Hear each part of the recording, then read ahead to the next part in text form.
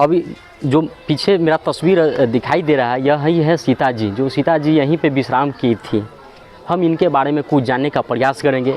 मेरे साथ यहाँ के जो पुजारी है, बाबा आप कब से है यहाँ पर? और यह हमारे गुरुदेव का ही बनाया हुआ मंदिर है।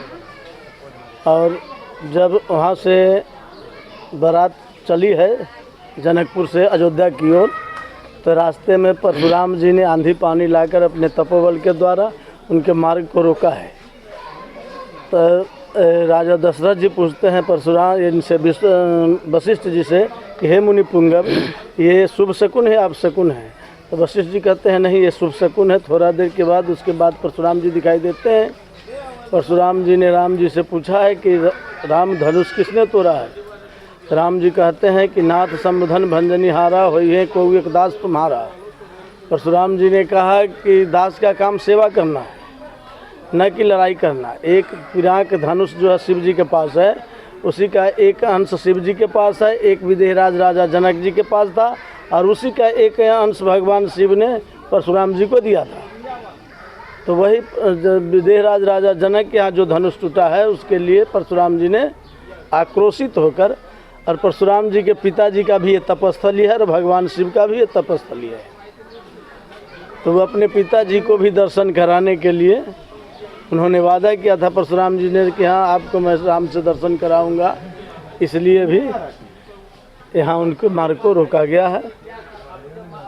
तो उन्होंने कहा कि यदि आप सही राम हो तो आप परीक्षा होती है ना किसी भी चीज़ में, तो वही कहते हैं राम रमा तुम करधन लेहु खैचहु बान मिटहु संदेहु, छुअत चाप आप ही चली गए हो परशुराम मन विस्मय भयउ।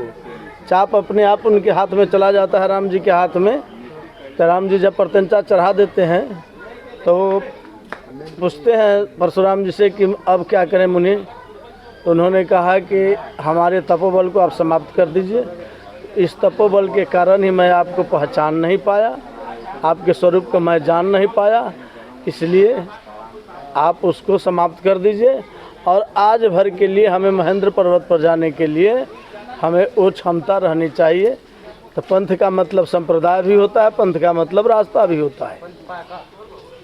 तो वही यही पंथ माने रास्ता पाकर जब परशुराम जी महेंद्र पर्वत की ओर चले हैं, तो इधर रास्ता पा करके यहाँ से लोग, और इसी छाँव में हमारी किशोरी जी का डेवला रुकी थी।